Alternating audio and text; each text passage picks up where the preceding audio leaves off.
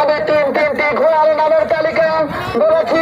আমি ঠান্ডার পাশে শুরু হয়ে গেল সেই গ্রুপের প্রথম প্রতিযোগিতা, দেখার মতো প্রতিযোগিতা। দর্শক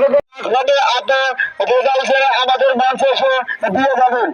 মোহন ভাই কিন্তু সেই দক্ষ খেলোয়াড়, দেখতে পাচ্ছি যে ঘোড়াটা ফার্স্ট হবে প্রথম, আমাকে ইশারা করবেন, আমি দেখে বলবো সেই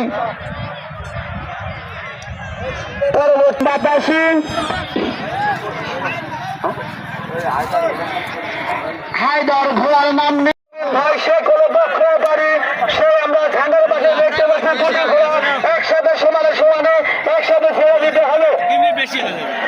এখন যে দুটি ঘোড়ার প্রতিযোগিতায় অংশগ্রহণ করতে যাচ্ছে রহমানের নাগরাজ, সে তার মায়ের সেমেকে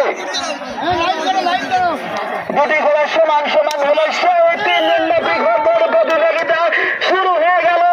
দর্শক দেখার মতো প্রতিযোগিতা, দর্শকেরা মাঠ কিনে রাখুন। সুজুকি এবং নাগরাজের মধ্যে সেই চলছে তিন ভাগ চলবে, 3 ভাগ গ্রুপের খেলা, 3 ভাগ হবে, 3 ভাগ চলো, 3 ভাগের খেলা, গ্রুপের খেলা 3 ভাগ খেলা হবে।